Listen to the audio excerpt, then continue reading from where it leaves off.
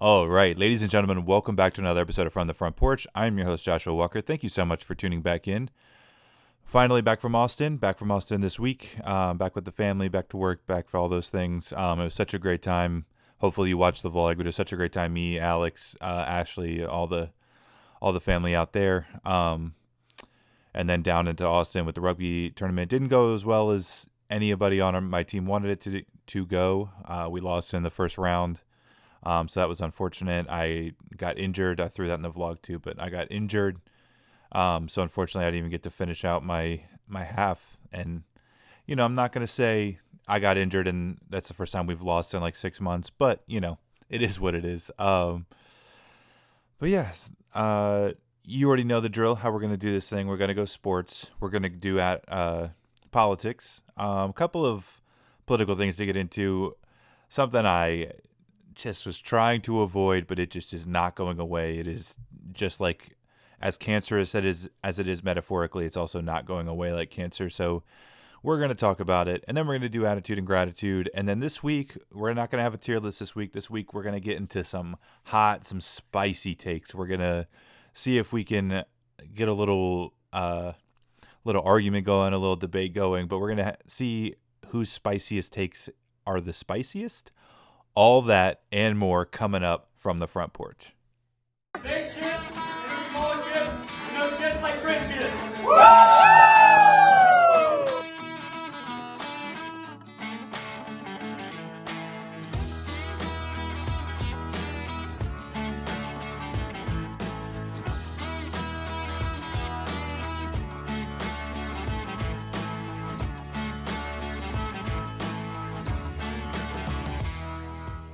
All right, ladies and gentlemen, welcome back to another episode of From the Front Porch. I am your host, Joshua Walker. Thank you so much for tuning back in.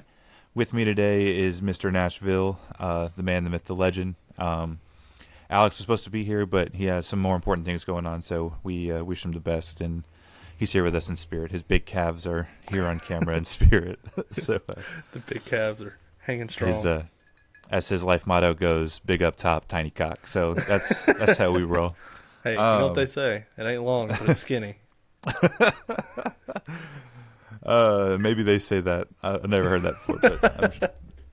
But I'm sure. All right. Sports this week. I didn't have a whole lot of news, a lot of updates. I know the NFL teams are going through rookie minicamp. I know it was the new receiver for the Chiefs kind of got roasted because he looked like crap, but it's just one practice, so. So I was like, okay, we'll just go through, and I know you're more of a college football guy, but just sort of the most improved team, sort of talk about that, and then the least improved. So just going on vibes, I know you don't, so just from what you're hearing, do you have somebody who you're like, oh, they're probably the most improved team? Who was it? I actually just saw something about this, right before we got on. Oh, no, it was... So what I saw was that guy we were talking about a couple weeks ago. He plays for the Panthers now. He went to USC. Oh, the receiver. Yeah, I think he's a receiver, right? Yeah. He was talking about horses and stuff like that, and it's like that's about my extent of knowledge that I know right now. So I hope the Panthers look good. Yeah, honestly, he's just sort of become a fan favorite so fast, and I love it. He just seems I'm like a good old him. boy. Yeah. So, I mean, I have a list of probably 12 teams here that all are really improved. The Bears are probably the easy choice. They got a quarterback who they think is something. But then having DJ Moore, Keenan Allen, and Rome Odunze, the rookie, at receiver, DeAndre Swift, the running back, and Cole Kmet at tight end, and then their defense got sort of stocked up too. They could be dangerous even if Caleb Williams is average. They could still be super dangerous. Having three receivers who could potentially be number ones on other teams. I mean, all he has to do is not mess it up. So he's pretty set. The Cardinals, as much as I don't trust Kyler Murray to do anything beyond probably a wild card slot, now he has Marvin Harrison Jr. to throw to. They just signed Zay Jones. So he's got a little tandem of weapons there too. as much as I can't stand them, but the Ravens with Derrick Henry, and then they drafted a cornerback. It's like, Derrick Henry and Lamar Jackson, same backfield, sort of that's a lethal sort of thing.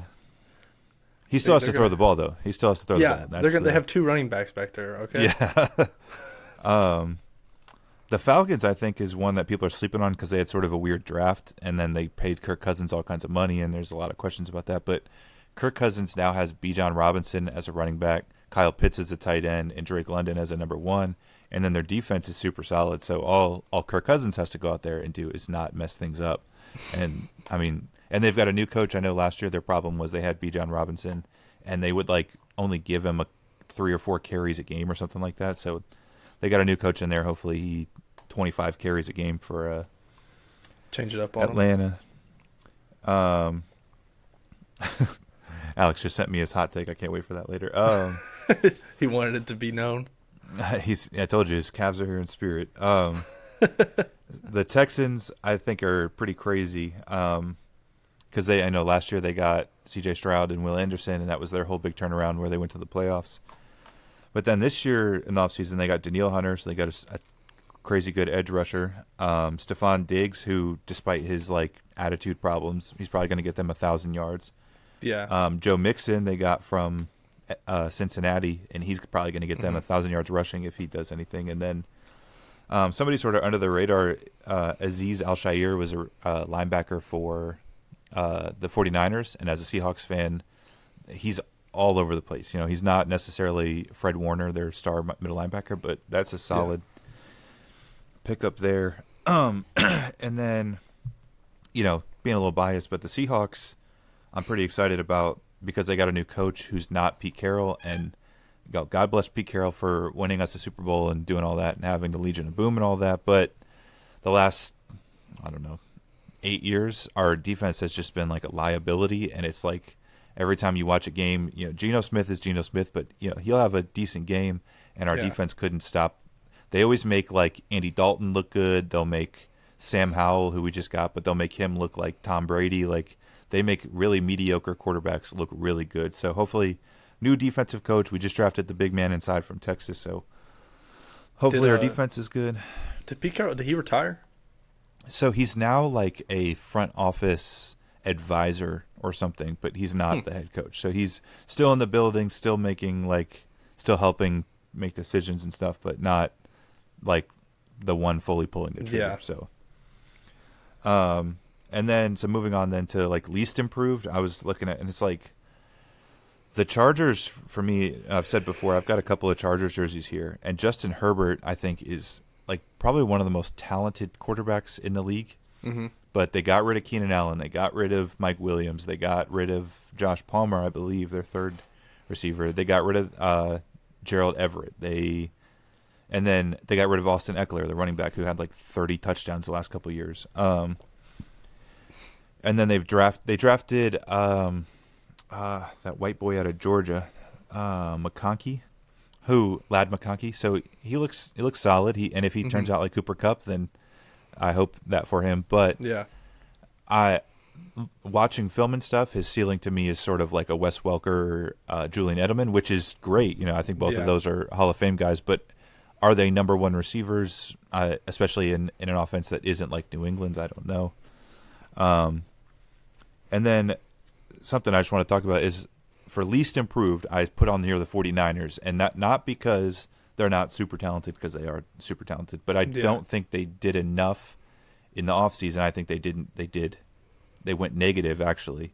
They didn't do enough to grow, and they lost Super Bowl, and they didn't do enough to grow, but they lost some. So I think they're going to take a step back, and a step back for the 49ers is still super solid, super good. I was going to say, it's not much for them. Yeah. I mean, they're still probably going to win the division. I probably would pick them to win the division today, even as a Seahawks fan. But, still got Brock Purdy, Christian McCaffrey, Debo, Brandon Ayuk, George Kittle, Trent Williams at left tackle. You're still pretty freaking stacked. But I think they're one of the least improved, as in they didn't actually do anything. Which, when you have all these superstars all over the place, you're going to not be able to keep adding people. So, yeah, that's true. I was trying to think if there was anything college football. They just released some images from NCAA 24. So excited, dude. So excited, dude. I saw a side by side of Notre Dame from 2014 and Notre Dame from this one, and it's like night and day graphics. Like it looks like Notre Dame. So Well, I mean, literally 10 years. Like, well, yeah, almost 11 because they usually release like the year prior. Yeah. Some guys from back home, they were like, they were already, if you want to join our dynasty league on NCAA, and they're like, just shoot us a message. There's only a few spots left. And I was like, man, they're getting already so excited for it. Hell yeah. But I mean, I'm getting it day one. Like, and it's one of those things where it's like, EA is like seeing all the hype, and they're like, we just lost out on 10 years of NCAA income. But yeah.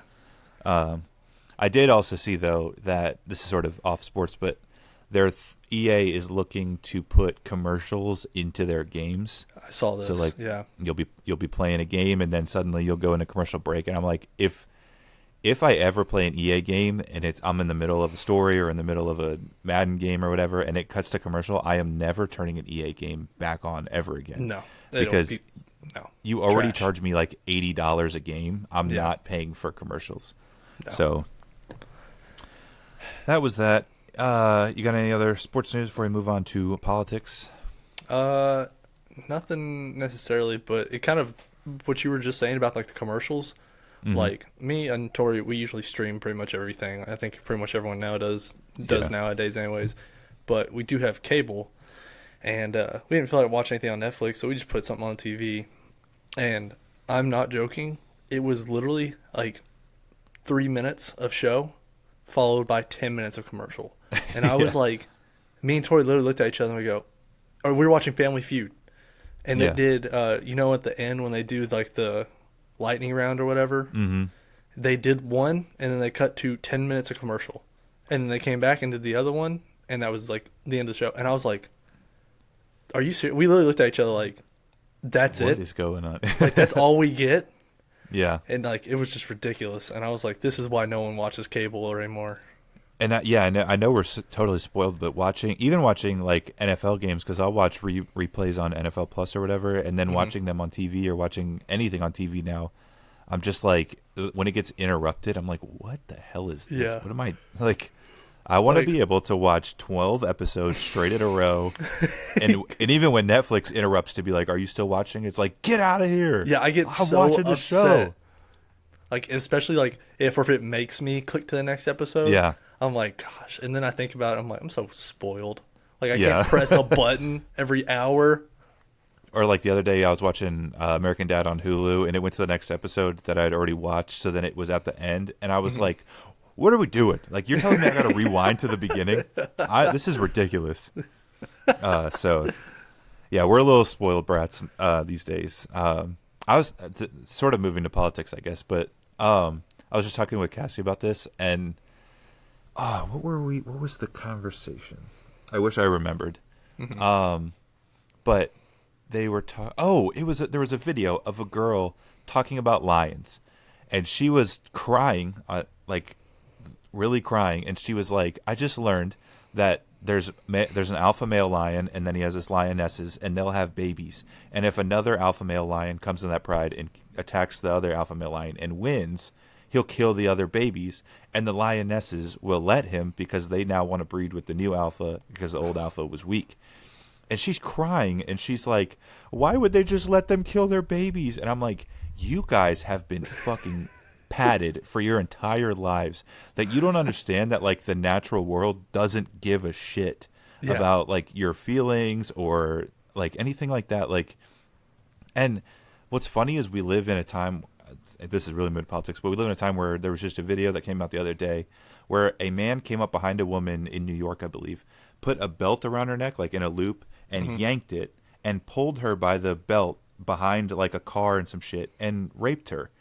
And that exists. Like, that's something that can happen. Yeah. And you're crying about the animal kingdom. Like, you live among creatures that will do that to you. Man, and we're going to get to this sort of topic in a second, but man or woman, you live amongst people who will kill you, who will steal from you, who will beat you up, who will poison you. They'll do all kinds of shit for no reason, for small reasons. It doesn't matter. So, it's this wild phenomenon to me that people think that like their little bubble where they wake up in the morning and they go to their 9 to 5 and they have a warm cup of coffee and everything's so comfy and like that's real life. It's like, dude, you have no idea.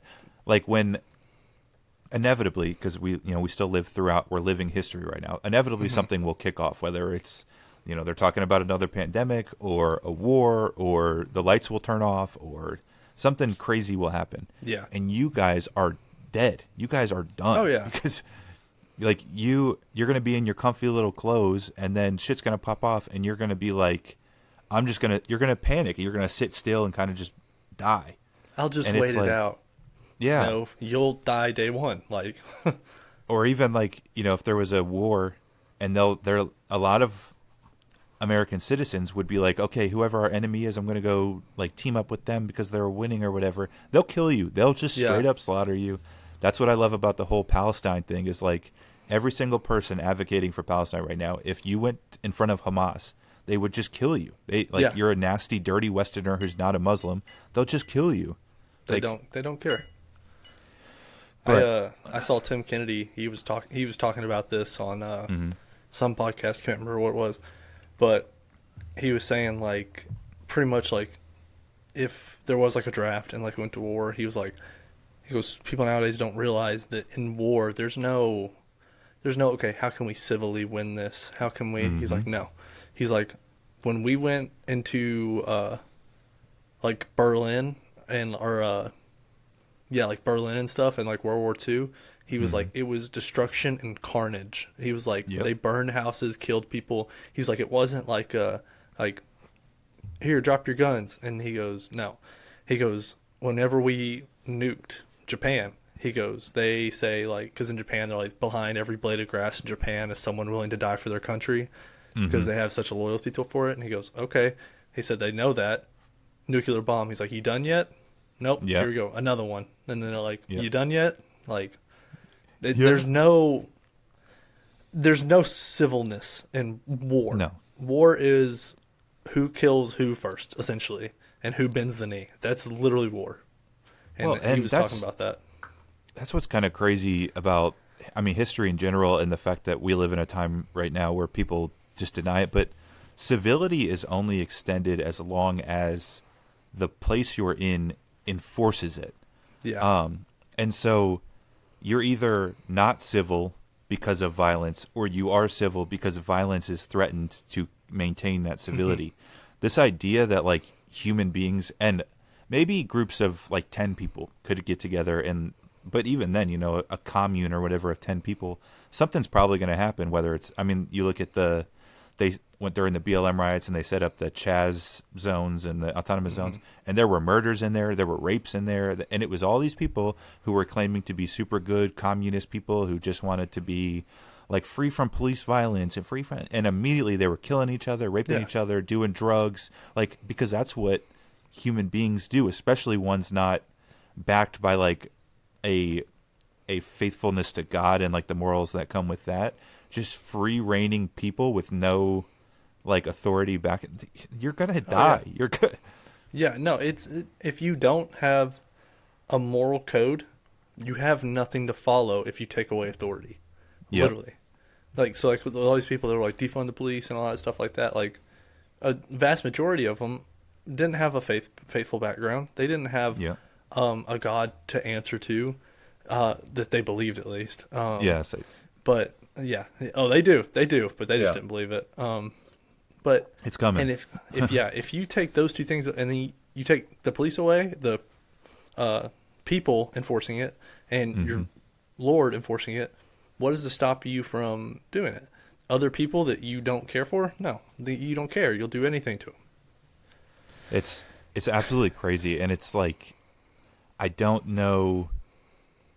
It's one of those things because like I know it and like my wife knows it and you know it and your wife knows it and my kids will know it being grown up, but it's like I don't want something to have to happen for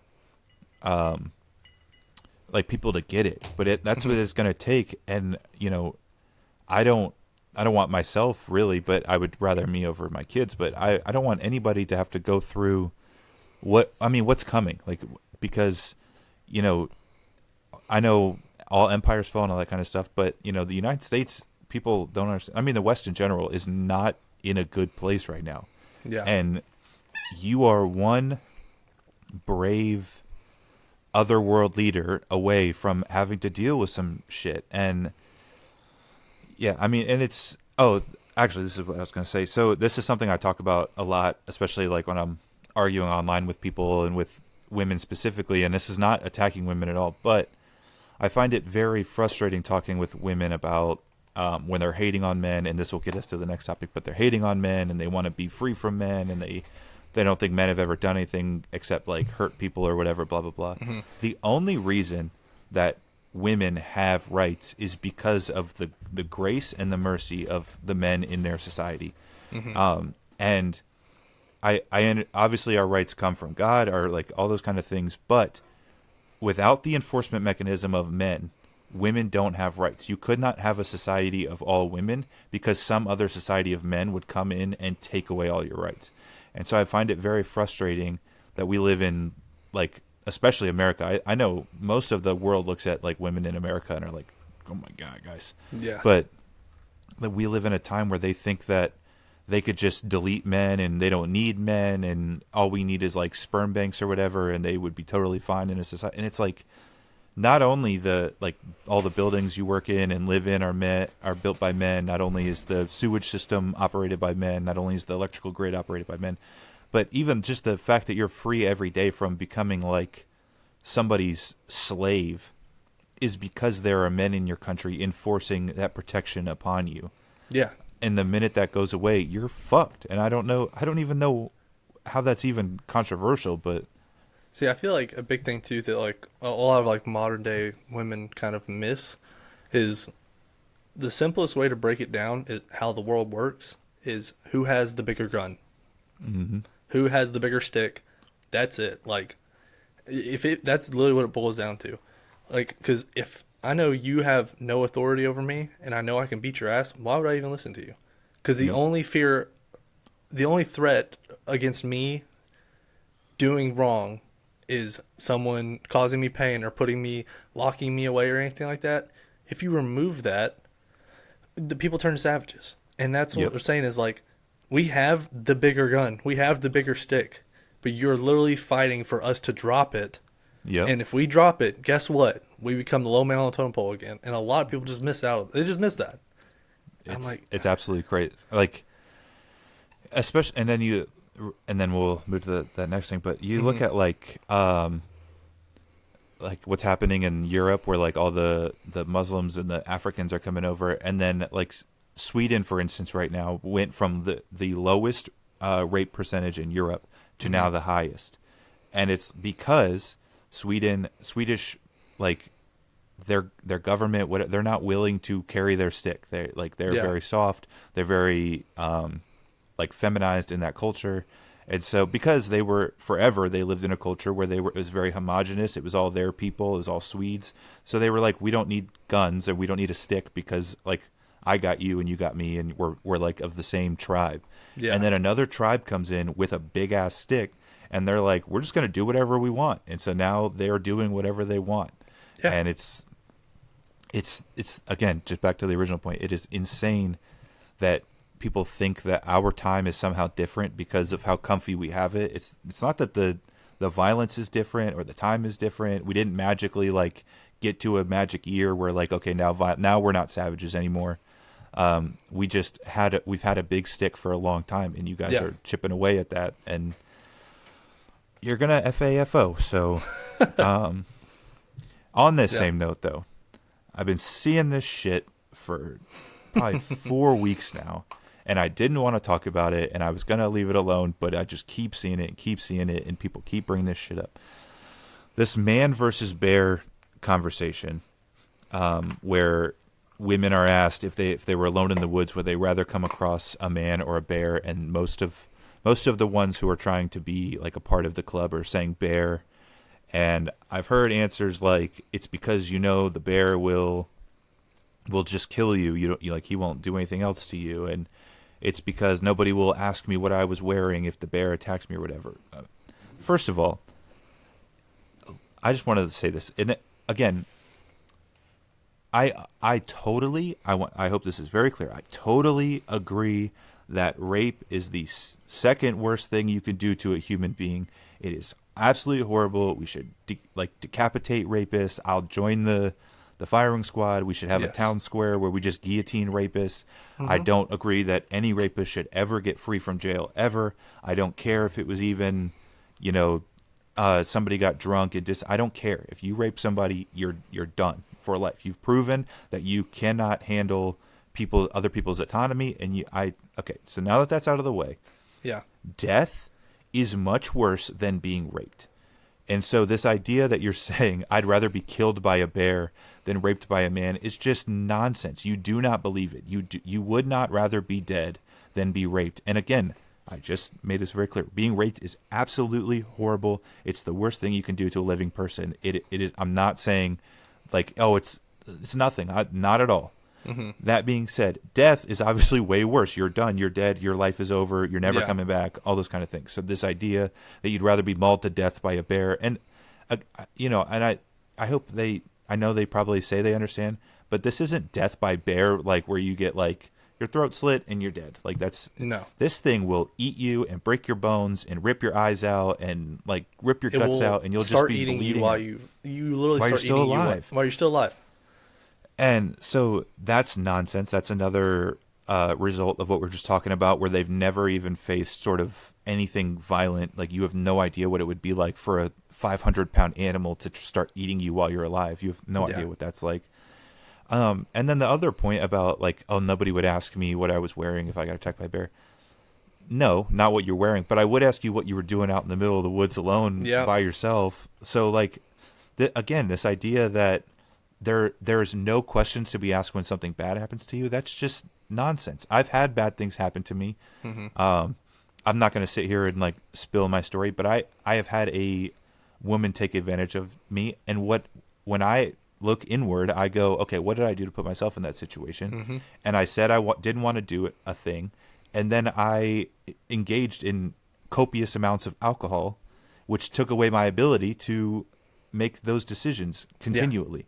So I can look inward and go, I shouldn't have done that. I said I didn't want to do this thing, and then I took my ability to make those kind of decisions away from myself. So again, it's not my fault. I'm not blaming myself.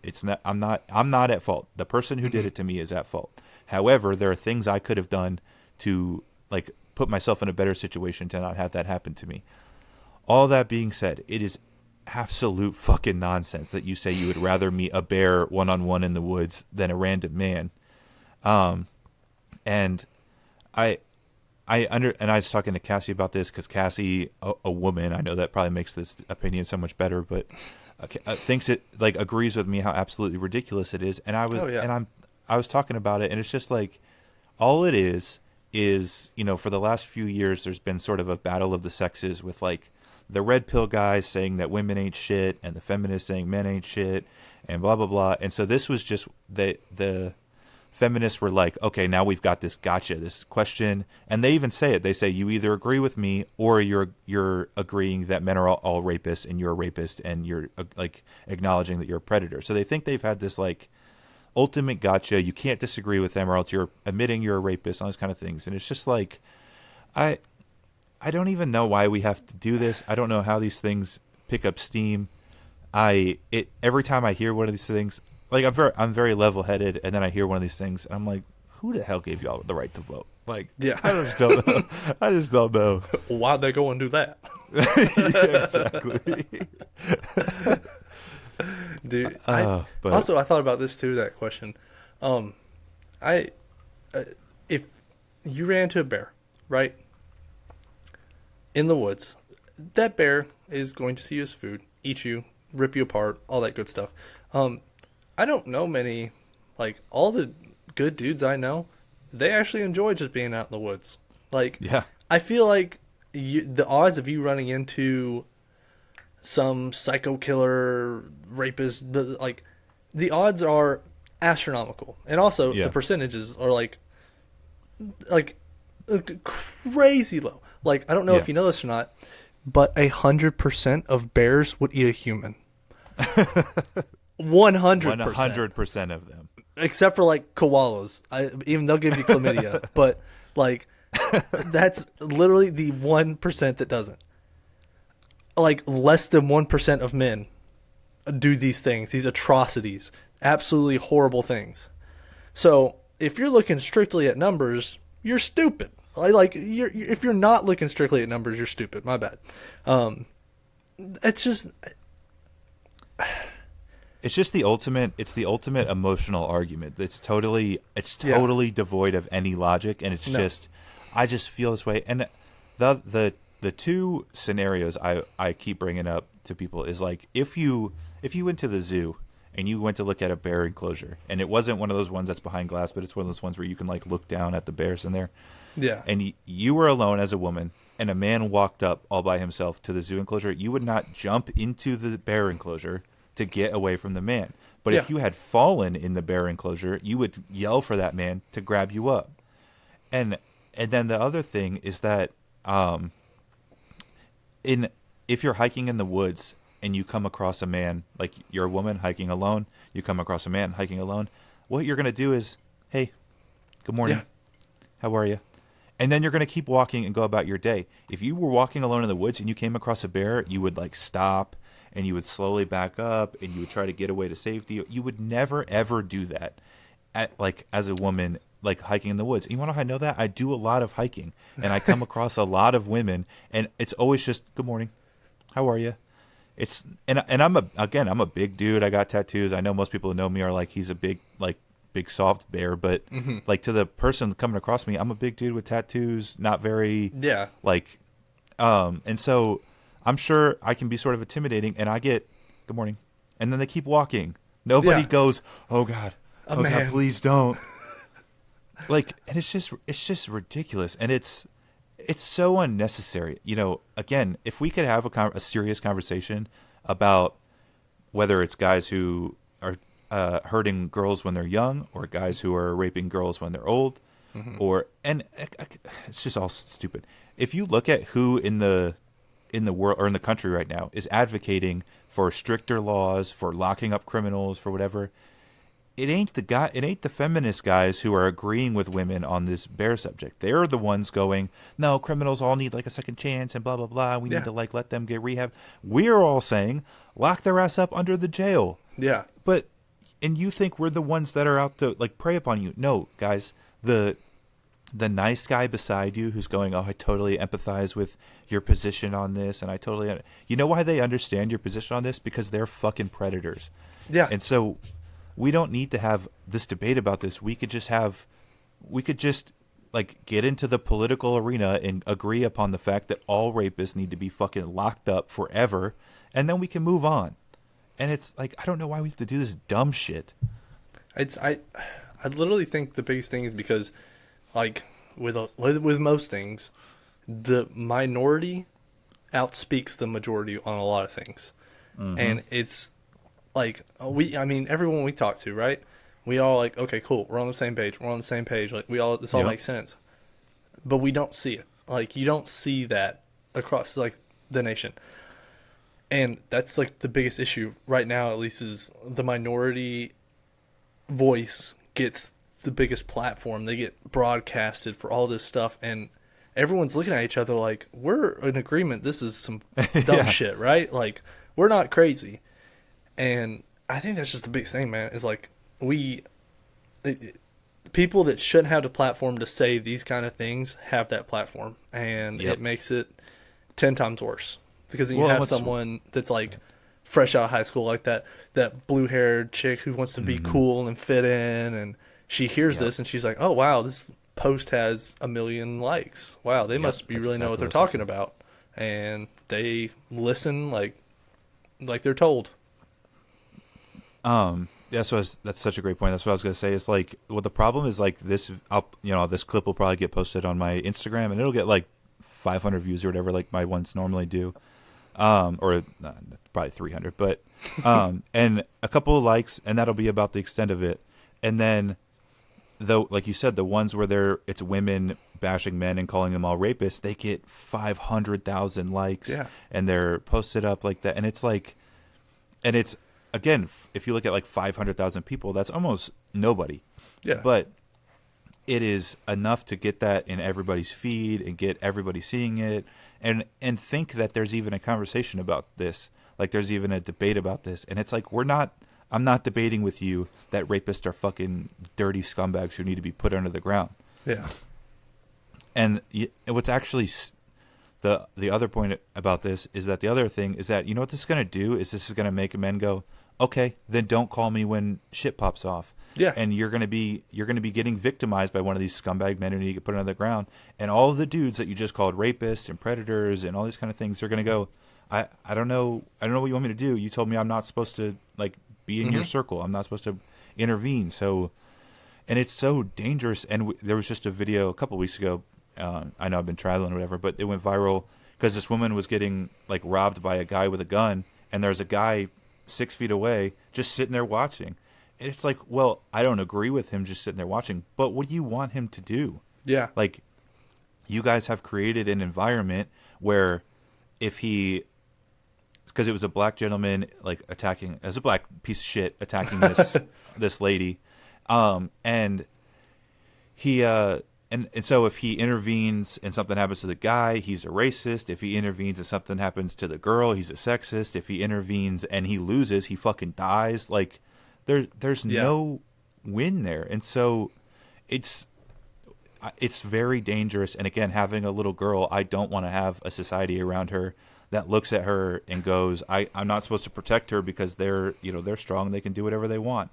And it's like, no, I will obviously have my baby girl's back no matter what, but there's going to be a point where she's going to be out on her own doing her own thing, and I want her to be in a society of men who are like, if any other guy touches her inappropriately, I'm going to fuck them up. Yeah. Because that's what I would do for somebody else's daughter, and I just want that for mine as well. And it's so frustrating that we're like having these stupid arguments and it's between bitter women who hate men and then bitter guys who hate women jump in there and are like, you're all just stupid bitches. And it's like, okay, like you said, everybody in the middle, and not even in the middle, because again, I'm pretty far right, and I've had this conversation with people who consider themselves socialist, and it's like, if we could just all, it's really just like the IQ thing, like everybody that's fucking stupid, we just put them out to pasture, and everybody that's anything above room temperature, we all just start having the conversation. And it's but that's the problem with the internet, is it's just like everybody who's can't read or write gets to have an opinion, and then people think that's like a valid opinion. It's like, no, guys, they don't even know what they're saying. They don't even understand the like second level effects of what they're talking about. And it's just,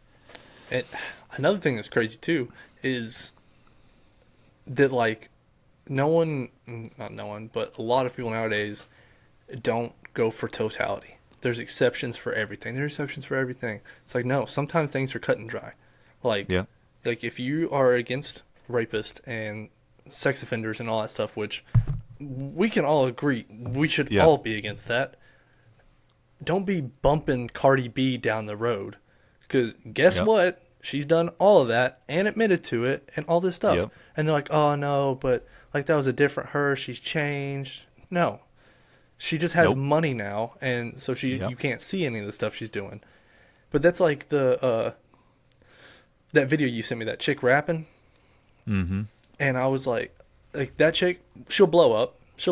You know she will. Mm-hmm. And she'll make some song about something that's degenerate and her booty hole or something. Yeah, getting all this dumb shit, and it's just like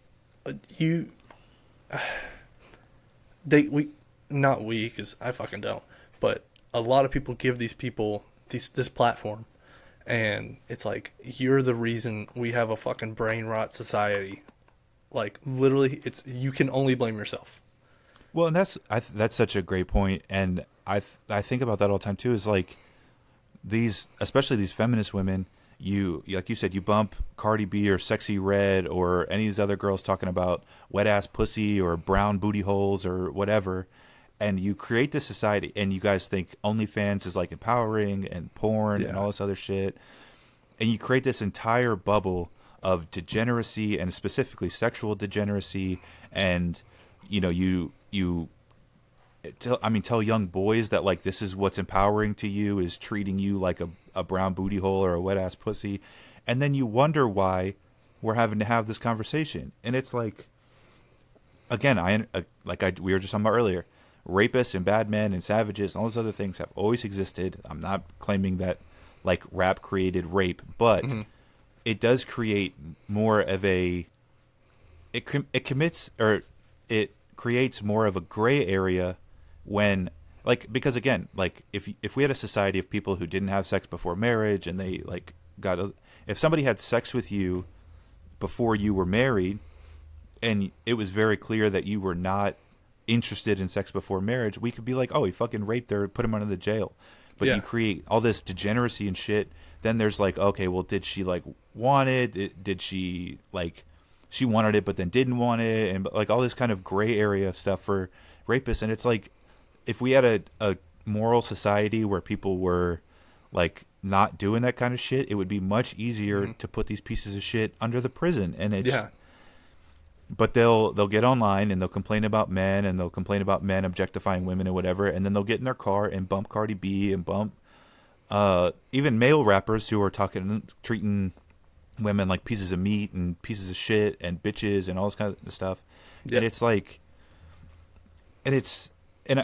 even talking about rap, but even having a daughter now who's getting to an age where she obviously understands like lyrics and sings along songs and whatever, it's very difficult to find music that, like modern music, well, not even like, because even 80s rock and shit is kind of, I don't want her singing along to, but like it's very hard to find music to play in the car with her, because it's like everything is just so sexual or so degenerate or so demonic or whatever it is. And it's like, luckily I love it, but now it's basically like beach reggae is about the only thing, or old country is about the only thing I let her listen to, because it's like, we're going to sing about the ocean, or we're going to sing about pickup trucks, or we're going to sing, but like, I'm not going to have you listen to any of this modern bullshit. Like, cause again, for me, I listen to rap, especially at the gym or like pregame kind of stuff. I will not play it around her. So we talked about this a couple weeks ago, but driving to my rugby games, I don't get pumped up until I get there, because it's like, I'm not going to put on songs that like are meant to hype you up when I've got a little girl in the back of the car listening to this stuff. It's like, I don't want her growing up thinking this is normal for guys to talk about stuff like this.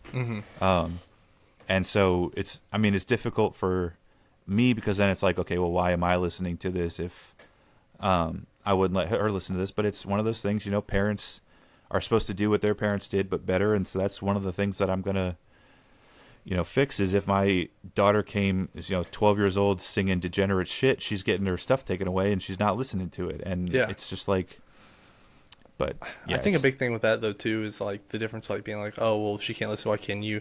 I think it's because we can differentiate and be like, okay, like, because there's quite a few songs where I'm like, okay, these lyrics are kind of garbage, but the beat on this is like a good song. Like, I like the beat, and it's like, I can't tell you what the words say, but like, I know it's a lot of mumbling and the beat's good. I like the beat, and I enjoy listening to it. Whereas someone who's very young and impressionable may hear, fuck bitches, get money, and it's like, okay, well, what's a bitch? Oh, that's like a normal thing to say. Yeah, then, okay, so I just need to have sex with all these women and get all the money, and it's like, no, like that's wrong. But we hear that covered with a good bass line, we're like, okay, fuck those lyrics. Like, like we can differentiate those things. But like, it's someone like can't. Yeah, and it's like, especially like Jay, like she's at that age where I'm sure if she hears song lyrics, she has no idea what they're saying, but she'll repeat them. Yep. So and I'm not going to normalize that shit for such a little girl, but I guess that's a great point. Is like you said, like I can listen to or even like Many Men by 50 Cent. I listen to that in the gym, and I'll be in the gym like, oh yeah, a bunch of dudes out here trying to kill me, but I know that shit's not, like, it's fucking fake. But again, for a little kid, and like when I was a little kid, I was, I listened to a lot of rap, a lot of stuff like that. And so I was like, oh, okay, I got to have sex with all these women. I got to prioritize making money and stuff. And it's like, Yeah. okay, if I can prevent her from hearing it and understanding it before she gets to that age where she's able to go, okay, this is nonsense, then I would love to do that. So Yeah, for sure, man. all right, well, that was a wonderful. I like, see, this is because the man versus bear thing is the only thing we had laid out, and then it turns into 30 minutes of conversation anyway, so that's super awesome. So moving on, we're going to move on to attitude and gratitude as per usual. Do you have an attitude, or would you like me to go first? I have an attitude. And all right, let's hear it. I am very, passionate about this. All right. My attitude is celebrity worshiping. Mm-hmm. So preach, brother. The big thing with this, and you and me both grew up, you're a couple years older, but we grew up in the time Justin Bieber, One Direction, Harry Styles, Austin Mahone, I think's his name, all these boy bands. Like, and it happens on the guy side too. I'm not saying it doesn't. But we were talking about this at work the other night. Like, our celebrity worshiping may go as far as, oh, yeah, she's hot. Like, that's it. Whereas, like, I feel like with Taylor Swift, ooh, big one, Taylor Swift. That's a cult. That's not even. That's a cult. That's a cult. Here's the thing. They're people. They're people that have more money, and you most of the time put out a product that you enjoy very much. They're people. Guess what? They bleed the same blood. They live somewhere else, and they make music, or it's mainly artists from what I've seen. Yeah. Or like I don't know if you remember like the whole MagCon thing with like all those like good looking dudes on Vine, and they did like a tour. Yeah. They literally provided nothing. Like there was no product provided except for vines, and they were attractive looking dudes. Mm-hmm. I've never got it. I've never understood it. Like I don't think I ever will. Like a big thing is concerts. Like I'm not a huge fan of concerts because like me seeing someone in a concert and listening to them on the radio to me is the exact same thing. It's cool that they're there. I think that's cool. That like, oh, like I went and saw them live. Like that's cool. But besides that, I don't get it. Like they're just a person. I've never understood it. I ran into when I was in Vegas, I ran into Danny Trejo. And I got a picture with him. And I was like, oh, that was pretty cool. Like, that was the extent of it, though. I wasn't like, oh, my gosh, I met Machete. Like, I didn't Now I have to go watch out. every movie he's ever done, and I have to know his birthday and his horoscope and his... Yeah, dude. What? Who's he dating now? Who's he... No. Yeah. It's cool. Oh, yeah, I've seen Dude. a bunch of your movies. You were that's Justin Bieber just had a baby today or got married today or something like that. Yeah. And I saw a bunch of girls fucking melting down because this guy, no, I guess it was a baby because he's been married. He's been like in a relationship. He's gone. He's like, you're grown ass women crying over what you miss in like 14-year-old Justin Bieber when you were a 14-year-old. Guys, it's time to grow up. Like this, he's a person. Like you said, he poops, he eats, like and he's having a baby with his wife, and you guys are having a fucking meltdown. It's like crazy to me. I remember when One Direction broke up, the girls were crying at school. Like, wasn't there a thing where they were cutting themselves, and there was like a trend where it was like, I don't remember what the thing was, but they were like cutting themselves because they broke up. And I was like, I remember the whole time I couldn't wrap my head around it. And I remember I used to date a girl, and she had a One Direction like cutout. And at the time, I was a middle school kid, so I was like, you think he's cute, cool, whatever. Like, but now, like, if I went to someone's like a chick's house, and if I wasn't married, if I went to like a chick's house, like on a date or something like that, and she had a cutout of like a celebrity that wasn't like a funny celebrity, like Danny DeVito or something like that, I would be like, why? Oh, I just really like him. Okay, well, that's a little more than really like him. Yeah. Like, I don't have a cutout of Master Chief behind me. Like, I like him. Which would even be more normal than having a picture of a real person. That's like a fictional character from a video game. Like, But these people that just they make it their whole personality. Oh, what is Taylor eating today? Where is she at? Oh, she can make it to the Super Bowl. I'm like, I don't get it. I've never understood it, and it frustrates the hell out of me. Yeah, I just wanted to look it up. In 2015, when Zayn Malik left the band, there was 4,600 tweets a minute about it. Oh and my then gosh. there was a self-harm hashtag that was trending worldwide after the news broke. And it's like, and this goes back to my point all the time, is it's like, imagine being the parent of a little girl who cuts herself because a band broke up. Like, Dad, I don't know what you did wrong, but you did something fucking wrong. Yeah. Like, that is such a overreaction. And even, there's nobody, like, the only equivalent I could even find is like when Russell Wilson left Seattle, and there was no part of me that was like, oh my God. Yeah. It was just like, oh man, we're losing our Super Bowl winning quarterback. I guess we got to find another one. But like, yeah, that's a great attitude. Yeah, dude.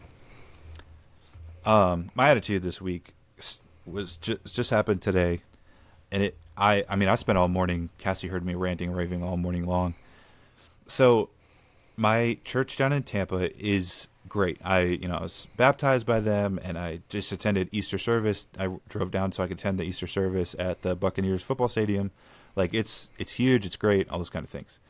That being said, the past 3 back to Easter, there was one, but back to Easter I've watched one service from them, and today I got through about 8 minutes of the services from, because I always do 1 week before, so I got through 8 minutes of last week's service, because they had some children's pastor up there talking to everybody like their children. So it was like, hey everybody, if you can hear me, say yeah. And they, like, the whole thing would shout yeah, and they'd be like, if you're under 18 and you can hear me, shout yeah. And all the kids would go crazy. And then he was telling a story, or he's trying to describe about like free will basically, but he was telling the story about how when he was 3 years old, his mom and him were camping, and the oven or the grill was really hot, and he was like, I'm gonna touch it. His mom was like, no, don't touch it. And he was like, I'm gonna touch it. And then he backed his booty up, and he got his booty all over that grill. And I turned that thing off so fast. And I went and found like breakdowns of like the book of Job, the book of Joshua, and a third one we watched. I have to find it, and they were great, and it wasn't just like, Joshua 1:1 says this, and then we're gonna, like, it was like these cool artwork breakdowns of like, and it was like, even listening to the book of Job, it was like, do you know who your God is? Yeah. Your God is not some, like, it's not some pop star. He's not a goofy, like, oh, hey, what's going on? Like, your God is the God of David, who sliced the head off of Goliath and stood over his body holding his head. Your God is the God of Samson, who brought down a temple full of Pharisees on all of them and himself to like repent for all the his like laws that he had for himself. He's the God of Noah flooding the earth and like saving civilization. Like, he is a powerful and very serious God, and there is nothing that drives me crazy more. And I know this is a big thing with the Catholics versus Protestants, as Catholics are like, Protestant church is such a joke. But it's like, it's so irritating to listen to people, because one of the parts that's very frustrating to me is Islam is the fastest growing religion in the world right now, and Christianity is like slowly, but it's like dying out. And the reason that is people can say all the bad things about Islam they want, but Islam takes itself seriously. They follow their religion very seriously. They will interrupt work or your life or your commute or whatever to do their praying, and all the way up to where if you mock their God, they'll cut your head off. Yeah. Now, I'm not advocating for Christians to go out cutting people's heads off because like Jesus is mocked or whatever. But I mean, we live in a culture where Jesus is mocked every 4 seconds. And the reason people do it is because it's the easiest thing in the world to do. Because Christians will just go, that wasn't very nice, and then just like go back. And it's like, that's why Christianity is dying, because I think I've talked about this before, but women crave strength in men, and men respect strength in men. And so the reason Islam is growing is because the men in Islam and the women, but the men take it very seriously and they hold it up strong. Christianity is dying because it's like people watch these church services or they go to church or whatever, and it's this goofy pastor talking to everybody like they're 8 years old and talking about like, you know what God's grace is like? It's like when I ran into a grill when I was 3 years old. It's like, no, what are you talking about? I'm an adult. Talk to me like an adult. Like, so I grew up in like Protestant church, right? Like non-denominational Protestant church. And so I've met Tori. We started going to Catholic church. The differences are astronomical. Night and day. Yeah. Like when I was in kids' church, you know, like they told me, you know, they had like reenactments and like they did skits and stuff like that. And it's like when you're a kid, you know, you need that. You need something relatable to learn. Like I remember the stories because they made them relatable to me as a kid. Yeah. When you're an adult, this is one thing I love about my church back home. Our pastor, Pastor Bobby, shout him out. He is so real about everything. He can stand up there and he'll talk to you. He may crack a joke every once in a while, but he's real. Like he's like he'll say something along the lines like he'll read a verse and he'll be like amen, and it'll be like something like and then serious. God poured fire and brimstone on the people of Sodom and Gomorrah. Sodom, and he'll be like, amen. He goes, that's the God we serve. He'll be like, that's the God we serve. He goes, a God that can do that and all this stuff like that. And I love that. But that's one thing I've noticed about going to a Catholic church is it's like, it's not like, oh, this is a story. This is how we interpret it. They're like, hey, St. Paul said this. This is what he's saying. This is fact. Like they break it down. This is what we're doing. Yeah. Like I one of the coldest lines I think in the Bible is, it's a very simple line, and it's forgive them for they know not what they do. Mm-hmm. If you think about that line, oh my, like that's cold. Like that's like, it's literally like if someone kicked me in the back of the leg and I just looked at my boys and was like, he doesn't know who he's messing with. Like literally, like he doesn't know me. And it's like, that's just such a cold, like I literally got goosebumps talking about it, dude. Yeah. That's so cold. Like they don't understand that our God is a gracious and loving God, but he's also a God who destroys civilizations to prove a point, to show that he doesn't mess around. Yeah. He literally he's like, you know what, clean slate. And like people don't understand that. And this is sort of the way I was going to put it, and I know it's going to be funny, but it's just so gay and effeminate, and it's like again, I love them, but there was this, I don't remember what the sermon was about, but he was going to talk about hell for about 4 seconds, and he was like, I know this is a hard topic, I know this is not the thing that anybody wants to hear, and then spoke about hell for 4 seconds, and then was like, and I know it's a heavy topic, but and it's like, no, that's the whole point. Mm-hmm. The whole point is if you don't follow Christ, you will burn in hell for eternity. And I don't care that hurts your feelings and it makes your tummy upset, and it's like that's, and so you had a great point, and I'm not discrediting what you said, but I just this morning, Cassie was like, yeah, and I get they're trying to make it relatable to people's lives and whatever. I was like, my life, or church, the Bible is not supposed to be related to my life. My life is supposed to get related to the Bible. Mm-hmm. So I don't want to hear how, like, I'm like Job. No, I want to hear about how much worse Job had it, and that I should be grateful for the fact that, like, the only test God is giving me is like I'm stuck in traffic. Like, you're not being tested. Job had his whole family taken away, his crops killed, his livestock killed, his house taken away, and all these things taken away, and he still maintained his faith in God. Yeah. And so if you can't do that because you're stuck in traffic or because a girl looks at you nicely and you want to lust after her or whatever, then you're not doing what you're supposed to be doing.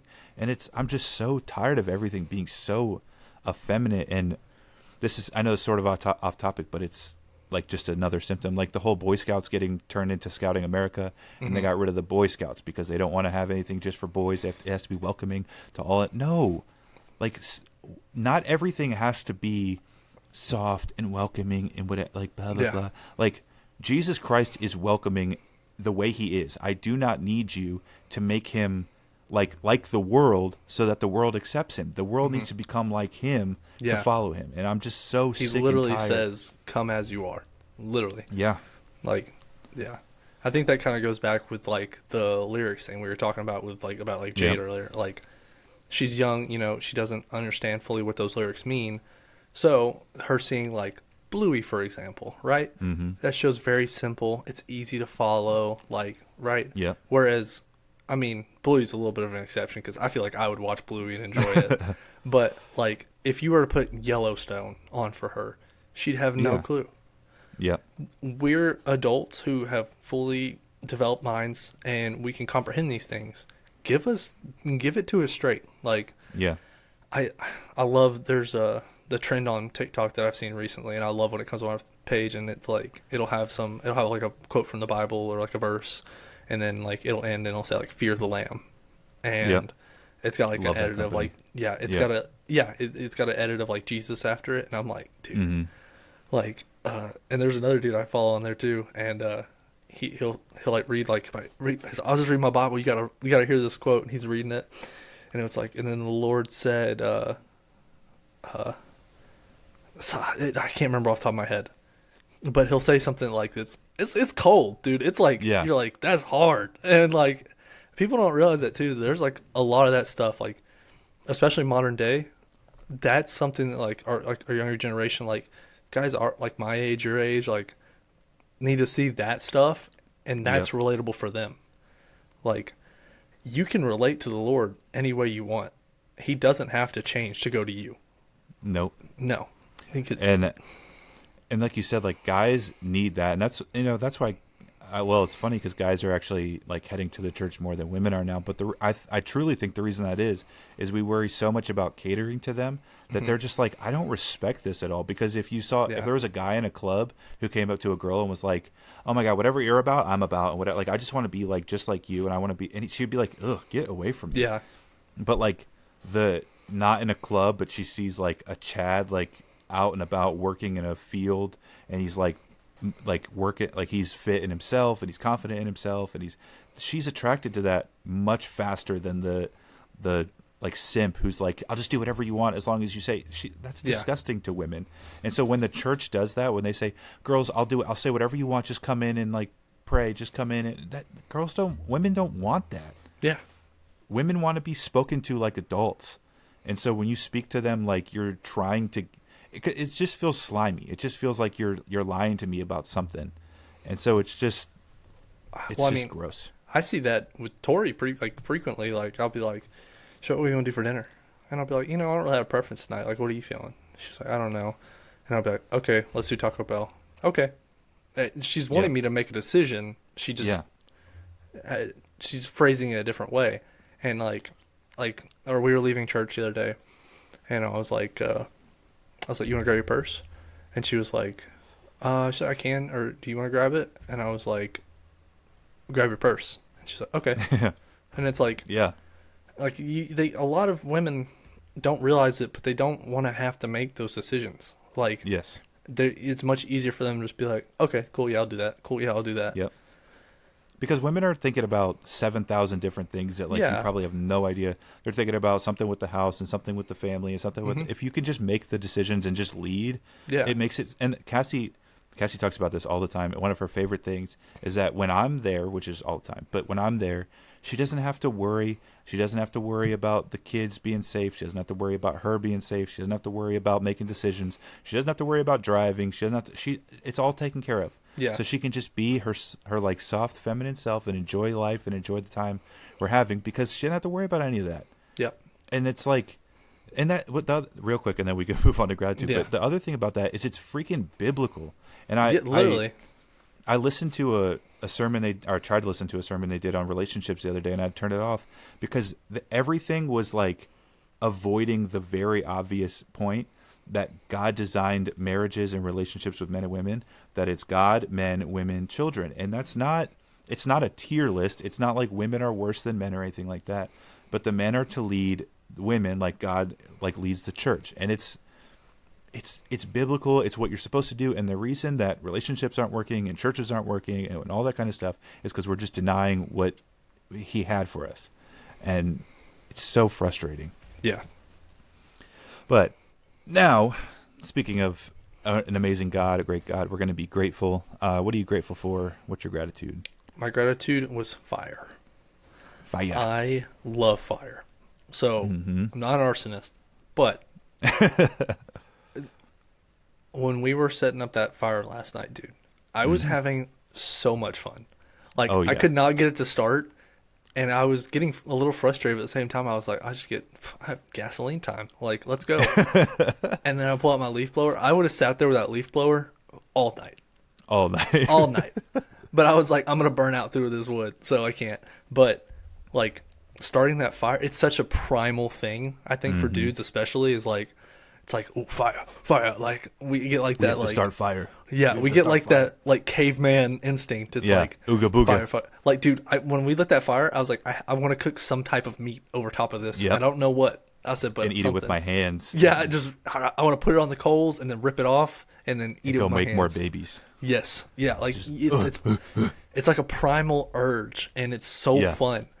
And dude, that just the whole experience. And then when we put the gas on it and it went, oh, I was like, like, I got so excited. I love it, dude. That's great. Yeah.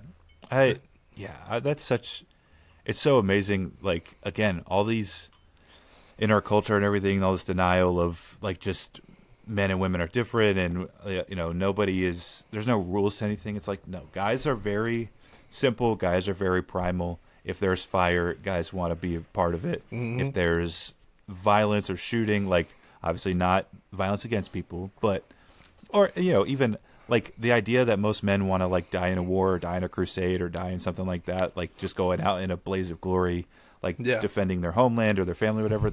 It's all primal. It's all put into us by God. It's all we're hardwired like that. And so I don't know why people have to deny it, but yeah, being positive about it. Yeah, last night was so much fun. Just like, dude, I swear, ooga booga and burning cardboard, it was so alcohol, nice. cigars. Yeah. Oh my gosh, dude. I swear you and me could have sat out there by that fire and not said a word for hours, and we would have been just fine. It, like, literally the only things that have been said were, I think we need a few more logs. Yeah. You want to go grab some wood? Yeah, you want to grab some wood? Cool. It would have been even better if we had wood that we could split before we threw it on. Oh my gosh. Chopping wood. Oh my gosh. Oh, my testosterone would have been through the roof. I'd have just been like, we'd had to work out or something. We'd had to do something. Do some push-ups to get down. And Cass and Tori were inside with the kids hanging out, and they were having a grand time. Yep. Yeah, I was like, and it was just the perfect dichotomy of like, this is what men like to do, that's what women like to do and are designed to do, and it's like, everything is perfect if you just go along with the design. Yeah, and like when y'all come over and like, if I grill out, right? What are we doing? We're standing by a fire, grilling meats, watching the meat cook, looking at the fire, smells good. Yes, like I love it. Fire is a very destructive yet fun thing. And it's one of I very much enjoy it. Hell yeah. All right. My gratitude. I was trying to think of one earlier, and I have a bunch, and they're all sort of like, but I'm just, like the one I wanted to stick with, because I know I mentioned it in attitude, but again, we talked about a lot of things wrong with modern day, talked about a lot of things wrong with the internet and that kind of stuff, but the fact that like God has given us the internet, and if you use it right, I can find a message on anything right now. And so, I didn't like the sermon that I was being presented with. And so it's like, okay, what do I want to learn today? And I can learn anything. I can or even, I was thinking the other day, I want to read more. And so I ordered a bunch of books. I ordered like World War II history and the art of war and, about the Spanish Inquisition and I just ordered it online, and it's going to be here in a couple of days. And so I there's just so much information at your fingertips. I'm just very grateful that like we live at a time where like you have this whole universe of knowledge at your fingertips. It's so great. It's very frustrating that most people don't take advantage of it, but it's very it's so nice. And I mean, even because I was talking about books, but even like you could just search something if you're like, I'm curious about this, quick Google search, and then it's like you can read a whole article or news story or whatever on like what we did to Nagasaki and Hiroshima or whatever. Like it's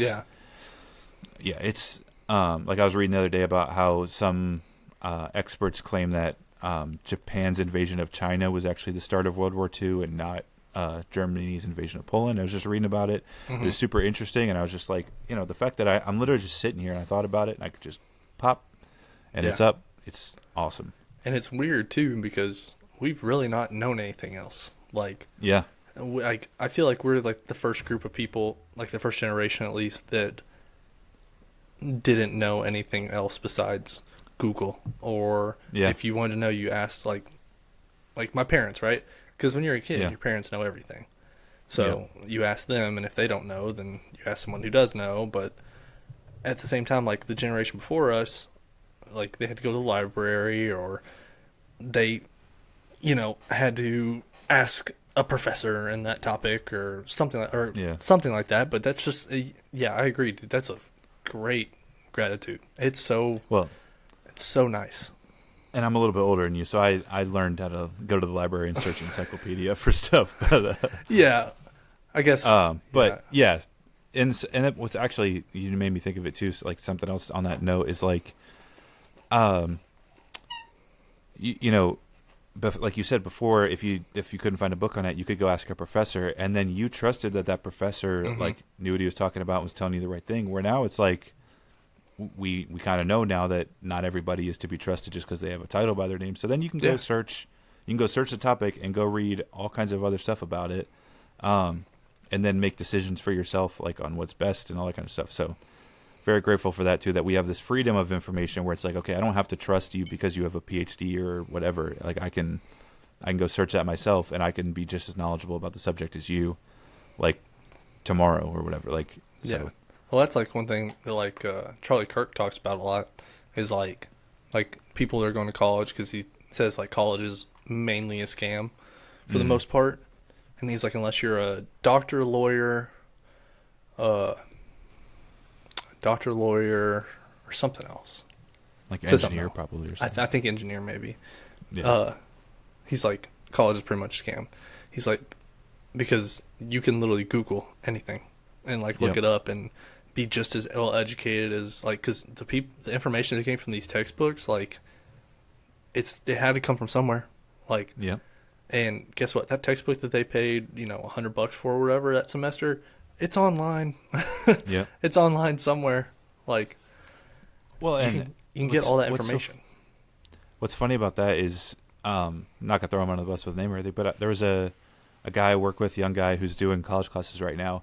And he was having to write a paper, like an 8-page paper for an English class, and he's just using ChatGPT, and it's like, so you're going to have a college degree, but you're not going to know anything more about what you're learning than like the average person, because you're just having the answers filled in. So it's becoming even more of a scam than it already was, and it's just like, all college is basically find a way to like pass the class. So you're just finding a way to like get through things. You're not really learning much more than like I would try, like being interested in a subject. So that's like, I mean, that's like I said, people I like graduated with and stuff like that, like are now like nurses and teachers and stuff like that, and I just think to myself, I'm like, I know that person. They're going to be teaching, or they're going to be a nurse, and it's like, it's nothing against them, but at the same time, it's like, I know how you were in high school, and unless something drastically changed, like you cheated your way through that whole thing, like, and you're gonna be taking care of people, and it's like, and I get it to an extent, because like, for example, in my job, like we have our like CDCs, but like realistically, the majority of you learn on the job, like you learn doing it. But at the same time, when it comes to someone's healthcare, like, I feel like that's a hard thing to learn on the job. Like, because you're in charge of it right now. Like you're doing it right now. Yeah, and it's like, it's so crazy to me. Like, And that's a good point with like the Chat GPT. It's like, yes, it's made easier for most people, but at the same time, college shouldn't be easy. Like it should be difficult, especially if you're going into like the medical field or you're going to be a lawyer or something with business. Like it should be difficult. Like you should know your stuff. The fact that there's not like a 50% fail rate in those kind of subjects is very terrifying because that just means all kinds of people who shouldn't be passing are passing. Yeah. Like I think it's like with med school, right? Like they were lowering the stand. Like I think we talked about this before. Like lowering the standards for like black people in some colleges and stuff like that. It's like, yeah, it doesn't. Oh, it's not. Oh, now we have more black doctors. It's now the medical field is degrading because you're lowering standards. Yep. Yeah. All right. Let's move on. We're going to hit some hot takes. We're going to change the tier list this week. Going to have some hot, spicy pepper takes. And we'll start with Alex's, RIP to the boy. So his hot take, this is Alex's hot take, not my hot take, but I'm a little spoiler alert, I totally agree with it. His hot take is that Caitlin Clark, the new all-star basketball player that everybody's talking about, could not beat a D3 men's basketball player one-on-one. Dude, facts. It's straight facts. Like we've already done this. We've already proven this. There's no conversation to be had. Every time we have a professional soccer player play high schoolers or a professional tennis player play a high schooler, the females lose because in sports we're just different, and it's another one of those things. I don't know why this is a hot take, but I guess it is. So now, if you want to say in a 3-point shootout, I may disagree with you because depending on how that guy is, he may not be a good 3-point shooter. Yeah. And Caitlin Clark, I'm not taking away from her at all. She is a good basketball player. She is a very good basketball player. She's a good women's basketball player. Yeah, good women's basketball player. And she's a very good 3-point shooter across the board. Yeah. I mean, like, if it was that specific aspect, I could be like, okay, like, yeah, I can see it either way. But it's there's a dude right now, and he played high school basketball.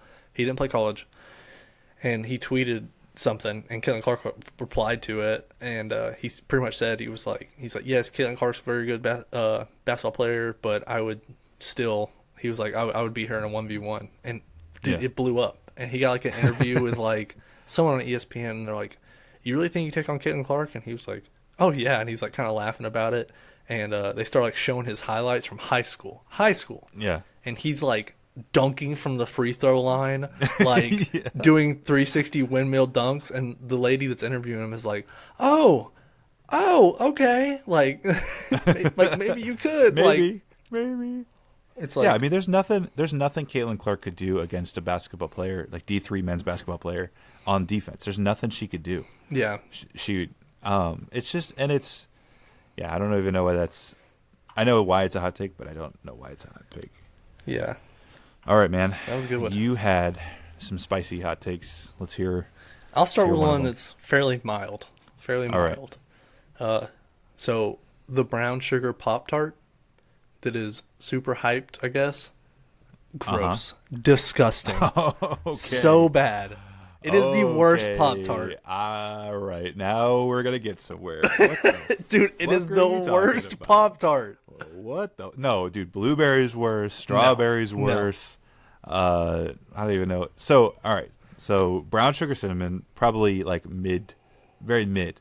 But if somebody, we were like going on a hike or something, and you were like, hey, I grabbed some stuff from the gas station. Here's a brown sugar Pop-Tart. I'm slamming that thing. If we went on a hike and you stopped at the gas station and got brown sugar cinnamon Pop-Tarts, we're fighting. What is wrong with you? There is 1,000 snacks better than that.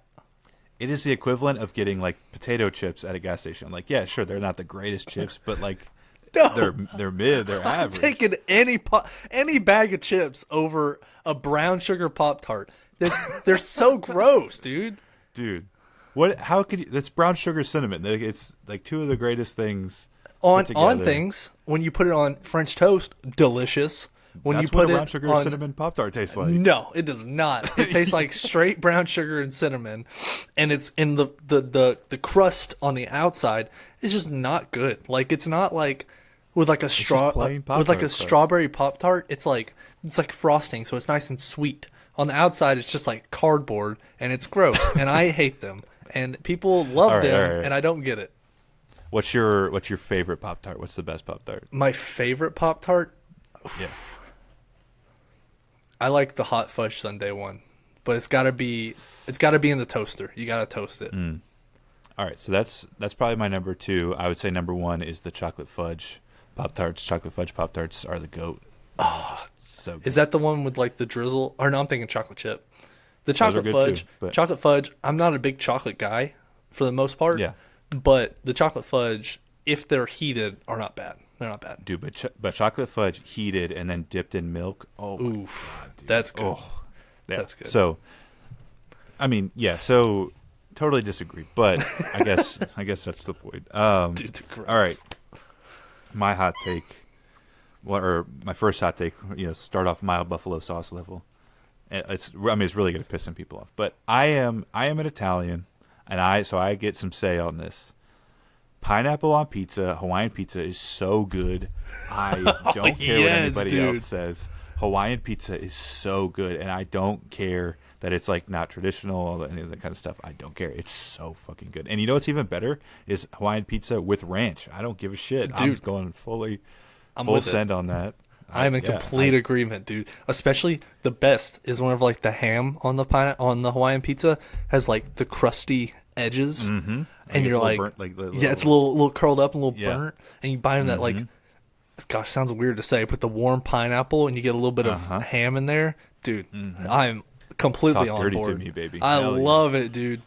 And again, I understand there are like maybe better pizzas, maybe, but pineapple pizza is so good, and it's another one of those things where I think people are like, oh, people don't like this. I guess I don't like. No, you're lying to yourself. You Yeah. like Hawaiian pizza.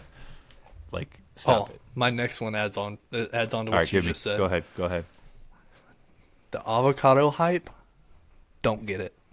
Don't get it. Avocados are mushy and gross and have not a good taste, and I don't get it. All right. Well, my only disagreement with you is like when it's in something like California roll or sushi or something, or like guacamole. Okay. I've had one, maybe two guacamoles that I liked, and it is because they were mixed with a whole bunch of other stuff. Right? No. If you're telling me that you toast a piece of bread and then you put chopped up avocado on it and you eat that and you say it's delicious, you're wrong. You're wrong. Yeah. Avocado on toast. That's like British people eating beans on toast. Like, Yeah. I don't know what the fuck you're doing with yourself. Avocado There's does not have 7,000 that other much things. flavor. Like, it does No, not have it- that much flavor. And that's why it's good in, like you said, with guacamole when it's got like tomatoes and onions and like Yeah. stuff like mixed up into Like, it, or a when sushi you- roll. Yeah, and then with the sushi too, right? Like, because when you bite into it, depending like if it's like a California roll, it's got what, shrimp in it, right? Crab, No, fake crab and cucumber. fake crab, cucumber, right? That cucumber and that crab overpower that avocado, and it just adds a little bit of mush to it because the avocado flavor is terrible. But these people, they're like, "Oh my gosh, I love avocado." Shut up! No, you don't. No, you don't. You just want to be cool and hip because avocados are cool. I remember when I was a kid, no one ate avocados. No one. And then for some Well, you know- reason, they sprung onto the scene, and now everyone eats avocados.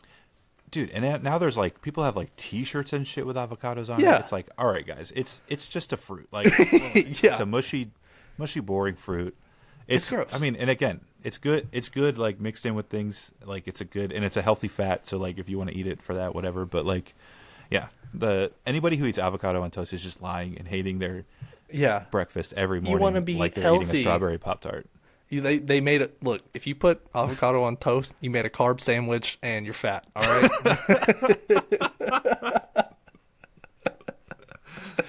you're lying to shit. yourself. All right, my next hot take, and you might agree with me because we just sort of participated in this last night, but I've seen a lot of hate on it, and so I'm gonna just say it, the like pop country or whatever they call it, like Morgan Wallen. It's good, man. It's good. It's good fun. vibey country. I don't care. And so my biggest criticism on the criticism is that everybody says, oh, it's like Mad Lib country where they just say like fishing and truck. That's what country has always been. Yeah. There's always been good country, and then there's country singers who sing about like trucks and fishing, and there's a whole song called Fishing in the Dark that's an absolute banger classic. But it's all about fishing and then having sex with a girl, but it's like all about fishing. Yeah. Like that's what country music is. It's just telling a story about things people understand. And in country, guess what? People experience a lot of hunting and fishing and driving trucks. So like that's what they talk about. They make relatable music. Like, yeah. And here's a big thing with that too. Pop country, I'm very torn on it because I do like older country. I do. I love older country. But in a lot of the newer country too, it does do a lot of pandering, and so I'm like, okay, like Luke Bryan, for example, right? He makes good songs. His songs always blow up, right? Because he panders. He very much panders. But like you can't argue with those results at the same time. Yep. And it's like it's catchy, like you get it, like you can sing along to it. It's nice. But like with like Post Malone and Morwan's new song, like I would consider that song certified banger. Yeah, I would consider that song more of a pop song than a country song, honestly, because it talks about like country stuff, but it has a pop tone to it. At the same time, Post Malone doing country makes my heart happy, and so I like to think that it's a country song for him. But dude, pop country is good. It's good. You can't. I mean, it's catchy. And so that's all I'm saying. I'm not saying that like Morgan Wallen and Post Malone's new song is a better piece of music than like Johnny Cash's music or like anything Alan Jackson or whatever. Like I'm not saying it, but this hate that like people are like as soon as it turns on, they're like, ugh, fucking gay. It's like, no, dude, it's fun. It's just fun with the boys' music. Everybody's this. Actually, I'm gonna throw another hot take in here. This is just like how good Roadhouse was, the new Roadhouse, but everybody hated on it because like Conor McGregor's acting isn't all that great, and it's just a fun boy movie. Boys, we're just beating the shit out of people. We're just like defending the bar. Like it's just a fun boy movie. And you guys like your pretentious little fucking movies where there's like gay shit going on and like okay, actually super hot take right now. Like Stranger Things. People like Stranger Things. It is the most boring fucking show of all time. I don't understand why we're even like I hate it. I can't stand it. No, it's oh, these kids found an underworld that has like weird alien zombie things. I don't care. Dude, I want to like that's I'm just a very here for hot the boys, take. man. I love Stranger Things, so it's a very hot take. But you said Alan Jackson reminded me of a story. So I'll tell a quick story, and then I'll give my last hot take. So when I was deployed, we went on a little off-base trip. And on that off-base trip, on the way back, we rode with one of the locals. And they took us back to the buses or whatever. And so we're sitting in the truck, and it was like a little beat-up truck that they drive through the desert. And so he was like, you like music? You like music? And we're like, yeah, we like music. And so he puts on, he's like, I'll play you my music. So we said, okay. And he's like, I'll translate. I said, okay. So he puts the music on, and it's like, whatever. And so we're like, oh, cool. Like, what are they saying? And he's like, they're saying, like, death to America, America will burn. And he goes, I change it. And so we're kind of looking at each other like, oh, no, like, this guy is part of them. Like, so he changes it. And I shit you not, you will never guess in a million years the next song he put on. I'll give you one Alan guess. Jackson. Huh? Alan Jackson. I'm gonna guess. Yep. Papa Top. I don't know. Chattahoochee by Alan Jackson. Hell yeah. And he looks at us and he goes, Alan Jackson. I go, what? And he goes, yes, we love Alan Jackson here. And I was like, that's the weirdest thing ever. And he goes, yes, the Chattahoochee. And we're like, oh, dude, it was the funniest thing. We were about to pee our pants in this truck laughing, and the dude didn't really get it. He was like, what? It's good music, like, whatever. Dude, it was the funniest thing ever. That's amazing. Yeah. That's a great okay, story. so my last hot take. You'll definitely agree with this one. Dueling should be a thing. 100%. Full agree. If you have a disagreement with someone, and you both agree that it is worth one of you losing your life over, you should be able to sign a waiver, and be like, okay, let's duel. Or just a fist fight. Like, okay, cool. Like, we signed this paper saying neither of us will press charges, all this stuff. Cool, let's fight it out. Like, That was my only caveat is, I don't know about like shooting people because there's sort of shit that can happen. But yes, there are rings in every city in every country where it's like you want to pop off at the mouth, we're gonna go down on 8th Street or whatever, and we're gonna have a fucking fight about it. yeah, Because it keeps everybody in check. There's way too many people nowadays who are just saying shit without fear of like anything. I should be able to punch you in your mouth if you come around saying stuff around me that I don't like, and you think that you're able to say it, and we just fight it out. yeah. And if they disagree, guess Full what? hard. You won. Like, if I say, okay, let's fight about it, and you're like, no, I'm not gonna fight you over that. Okay, well, it's not worth fighting about. I win. Yeah, I win. That's how that works. Like, but yeah, that should 100% be a thing. I know in Texas they have like a dueling law, pretty much, that like you and two people, if y'all both consent to a fight, you can fight, and the cops can't do anything about it. Like, Hell yeah, should I be think everywhere. it should be everywhere. Yeah. Yeah. I was just trying to think. Do I have another hot take? Because I mean, that's just a great take. Let's see if I have any spicy takes. Actually, do I want to? Yeah, I'll go ahead. It's sort of on the same subject, but I was thinking about this earlier. I understand the cinematic appeal of it, and there are many scenes in it that are good, but overall, Game of Thrones is very boring, and I have never finished it because there are so many points where I'm just like, oh my god, and like especially trying to reshow Cassie it. And then, like, so we have to try to watch the first season. It's like, Yes. ooh, holy cow. I will say this. I completely agree. Completely agree. Have you watched House of the Dragon? No, because I'm not going to watch, like, Black Targaryens or whatever the hell they try to, like. I will say this, though, about House of the Dragon. A lot of dragons, so it's awesome. Simple Yeah. equation. Simple. The biggest boy thing equation. about Game of Thrones for me was like I was waiting and waiting and waiting and waiting for dragons, because dragons, and whereas House of the Dragon, they're like episode 1, like they're there, and it is sick. Now there's like, it's Game of Thrones, so there's like incest and all this stuff like that, but Yeah. House of the Dragon compared to Game of Thrones, I got through like, I think like season 3 of Game of Thrones, and I was like you said, like, oh my gosh, get on with it, like this is so boring, like. Whereas House of the Dragon is like every episode is like boom, okay, boom, boom, boom, and it has like continual events that happen that lead into the next episode. I very much recommend House of the Dragon, but yeah, I completely agree.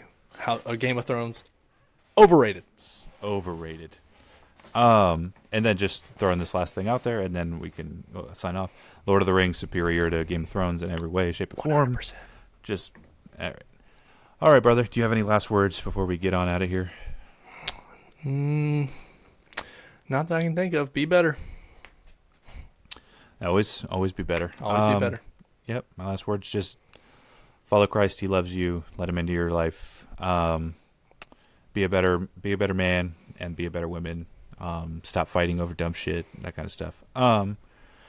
This has been your boy Joshua Walker with the man, the myth, the legend, Nash-Ville. I appreciate you so much for watching. If you're still here, please like, please comment, please subscribe, please do all those things. We'll be back next week, same time. Hopefully Alex is here. Hopefully he doesn't have things going on. So this has been your host Joshua Walker from the Front Porch, and we will see you next week. Peace.